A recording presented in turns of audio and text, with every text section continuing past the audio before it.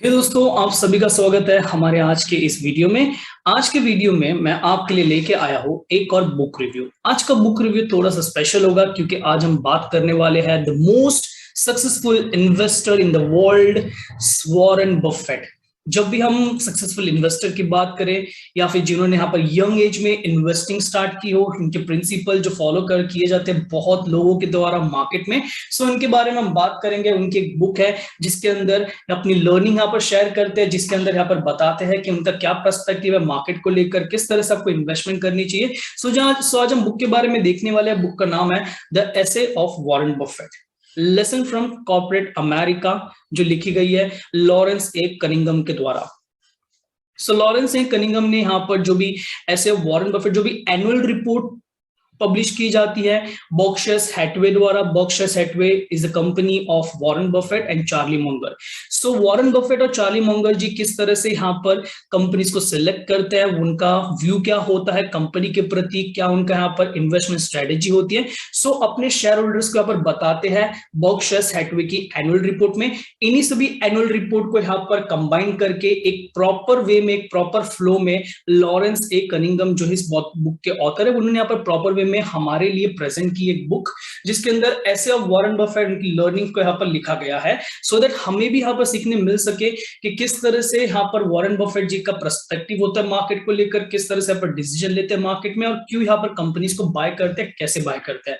सो आज हम इसी बुक में से 5 लर्निंग में आपको बताऊंगा कि किस तरह से इन 5 लर्निंग को फॉलो करते हुए आप भी एक सक्सेसफुल इन्वेस्टर बन सकते हैं। एंड मैं कुछ आपको प्रैक्टिकल एग्जांपल भी यहाँ पर बताऊंगा कि किस तरह से यहाँ पर मार्केट फॉलो करता है फंडामेंटल्स ऑफ कंपनी को और किस तरह से आपको वैल्यू इन्वेस्टिंग यहाँ पर करनी चाहिए। चलिए शुरू करते हैं आज का वीडियो। सो फर्स्ट लर्निंग इस बुक के अंदर से आप यहाँ पर देख सकते हो, that is never take investment decision based on short term volatility. Yes, market में उतार चढ़ाव आते हैं। आपने यहाँ पर देखा होगा कभी मार्केट एकदम ऊपर चला जाता है, कभी मार्केट एकदम नीचे चला जाता है। सो जब ऊपर जाता है सभी लोग कहते हैं बाय करेंगे बाय करेंगे बाय करेंगे, कंपनी क्या कर रही है, कंपनी कमा रही है कि नहीं, नहीं कुछ भी नहीं देखते क्योंकि वो यहाँ पर छोटा सोचते हैं। छोटा आपको नहीं सोचना, आपको लॉन्ग टर्म पर्सपेक्टिव के सब आपको लॉन्ग टर्म पर्सपेक्टिव से सोचना है। अगर आप लॉन्ग टर्म पर्सपेक्टिव से नहीं सोचोगे तो कंपनी आगे क्या कर सकती है, कंपनी का फ्यूचर क्या है, फ्यूचर पर्सपेक्टिव क्या है, आपको यहाँ पर पता नहीं चलेगा। सो इसीलिए आपको कभी भी शॉर्ट टर्म वॉलेटिलिटी के बेसिस पे आपको बाय नहीं करना चाहिए। मान लीजिए कि आपने कंपनी को एनालाइज किया, आपको पूरा कॉन्फिडेंस है कि कंपनी बहुत अच्छी है, आपने उसके फंडामेंटल्स भी देख लिए, प्रॉफिट भी करती है कंपनी, आपने मान लीजिए बाय कर लिया, बट मार्केट में छोटा सा पर डाउनफॉल के आ गया, आप यहाँ पर डर जाते हो और कंपनी को बेच देते हो। That is the wrong approach. Short term volatility से आपको यहाँ पर डरना नहीं है और शॉर्ट टर्म वॉलेटिलिटी के बेसिस पे आप कभी भी इन्वेस्टमेंट नहीं करोगे। अगर आपको लग रहा है कि कंपनी प्रॉफिटेबल है, सो मंथली वीकली फ्लक्चुएशन के बेसिस पे आप अपना डिसीजन चेंज नहीं करोगे। अगर कंपनी का प्राइस ऊपर जा रहा है और कंपनी के फंडामेंटल्स प्रॉपर नहीं है, कंपनी प्रॉफिट नहीं बना रही, सो उस कंपनी को अवॉइड कर लेना चाहिए। सो इसीलिए वॉरेन बफेट जी कभी भी यहाँ पर वीकली डेली फ्लक्चुएशंस को कंसीडर नहीं करते और अपने इन्वेस्टमेंट डिसीजन हमेशा कंपनी के वैल्यूएशंस के बेसिस पे लेते हैं, कंपनी के ग्रोथ के बेसिस पे लेते हैं। सो बेंजामिन ग्राहम जी, जिन्हें हम बोल सकते हैं he was the guru of Warren Buffett. Warren Buffett ji ने बेंजामिन ग्राहम जी के प्रिंसिपल फॉलो करते हुए इन्वेस्टिंग स्टार्ट की, इन्वेस्टिंग यहाँ पर डिसीजन लेते थे इन्हीं के प्रिंसिपल के बेसिस पे। सो बेंजामिन ग्राहम जी यहाँ पर बोलते हैं in the short run the market is a voting machine but in the long run it is a weighing machine. So आपको शॉर्ट टर्म फ्लक्चुएशन को यहाँ पर नहीं देखना है, लॉन्ग टर्म पर्सपेक्टिव से आपको इन्वेस्टमेंट करना है, तो ही आप मार्केट में सक्सेसफुल बन सकते हो। सो वॉरेन बफेट जी हमेशा यहाँ पर कहते हैं कि आपको यहाँ पर एक अच्छे बिजनेस में इन्वेस्टमेंट करना चाहिए, वो भी लॉन्ग टर्म के लिए। अगर आपको बिजनेस पे कॉन्फिडेंस है तो आप यहाँ पर उसे लॉन्ग टर्म तक होल्ड करिए, अगर आपको कॉन्फिडेंस नहीं है तब आपको बेचना चाहिए। बट शॉर्ट टर्म वॉलेटिलिटी के बेसिस पे कि मार्केट थोड़ा सा नीचे चला गया, चलिए मैं इसे बेच देता हूँ, मुझे डर लग रहा है कि मार्केट डूब जाएगा। आपने देखा होगा जब कोविड के सिनेरियो में मार्केट बहुत ज्यादा नीचे गिर चुका था, सभी लोगों ने जिन्होंने यहाँ पर 10 साल की इन्वेस्टमेंट, 5 साल की इन्वेस्टमेंट को भी यहाँ पर बेच के बाहर निकल गए थे, क्योंकि एक यहाँ पर फियर बैठ गया था माइंड में कि नहीं मार्केट यहाँ पर बंद होने वाला है, बीएससी एनएससी पे यहाँ पर ताले लग जाएंगे। ऐसा कुछ नहीं हुआ एंड आप देख सकते हो मार्केट जितना नीचे गिरा था उसका डबल यहाँ पर ऊपर गया है और ऑल टाइम हाई भी बनाया है मार्केट ने। सो अगर आपको कंपनी पे कॉन्फिडेंस होना चाहिए, कंपनी के बिजनेस को अच्छे से आपको एनालाइज करना चाहिए, उसके बाद में आपको इन्वेस्टमेंट करना चाहिए। चलिए सेकंड पॉइंट यहाँ पर मेंशन करते हैं, सेकंड लर्निंग हम देखेंगे इस बुक के अंदर से, that is how does Warren Buffett analyse any of the company. Warren Buffett ji किस तरह यहाँ पर कंपनी को एनालाइज करते हैं वो हम यहाँ पर देखेंगे। फर्स्ट पॉइंट, यहाँ पर 4 पॉइंटर्स को कंसीडर किया जाता है व्हाइल पिकिंग ए स्टॉक। आपको यहाँ पर 4 पॉइंटर्स आपको देखने हैं किसी भी स्टॉक को बाय करने से पहले। फर्स्ट पॉइंट यहाँ पर है select companies whose business model is understandable to you. Yes, अगर आपको कंपनी के बिजनेस के बारे में समझ नहीं है तो आपको उस कंपनी में कभी भी इन्वेस्टमेंट नहीं करना चाहिए। सो आपने देखा होगा कोविड के टाइम पे सभी लोग यहाँ पर फार्मास्यूटिकल कंपनी पे बुलिश थे कि हमें फार्मास्यूटिकल कंपनी बाय करनी है, बाय करनी है, बाय करनी है। बट अगर आप किसी भी पर्सन को पूछिए कि क्या आपको नॉलेज है कि कंपनी कौन सा केमिकल यूज करते हैं, कौन सी मेडिसिन में यहाँ पर स्पेशलाइज्ड है कंपनी, उन्हें यहाँ पर इसकी बिल्कुल भी नॉलेज नहीं होती। बस जो मार्केट में चल रहा है डायरेक्टली जाके बाय कर लेते हैं। इस तरह की अप्रोच आपको यहाँ पर नहीं रखनी है मार्केट में। अगर आपको बिजनेस के बारे में समझ होगी तो अगर कोई कंपनी में चेंजेस होते हैं, कंपनी के रिलेटेड अगर कोई न्यूज आती है तो इजीली उस न्यूज को आप कैप्चर कर पाओगे और अपने अकॉर्डिंग आप डिसीजन भी ले पाओगे। अगर कंपनी के रिलेटेड यहाँ पर कोई भी कंपनी के मैनेजमेंट में कोई चेंजेस होता है, कंपनी ने थोड़ा सा बिजनेस में यहाँ पर चेंजेस किया, तो आप इजीली यहाँ पर ऑब्जर्व कर पाओगे कि इसका इम्पैक्ट आगे आने वाले टाइम पे किस तरह से होगा।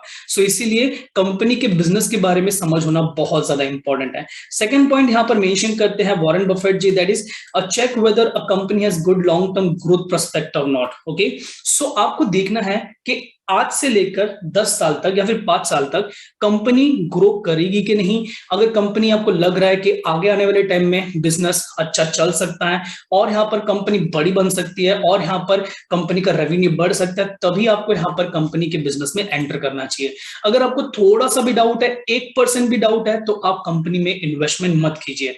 100% आपको लगता है कि यस मुझे पूरा कॉन्फिडेंस है ये बिजनेस जरूर आगे जाएगा, तभी आपको जाके यहाँ पर इन्वेस्टमेंट करना चाहिए। Third point is check whether a company's management is honest and transparent and whether the management is capable of helping the company to grow. आपको देखना है कि कंपनी का मैनेजमेंट ऑनेस्ट एंड ट्रांसपेरेंट होना चाहिए।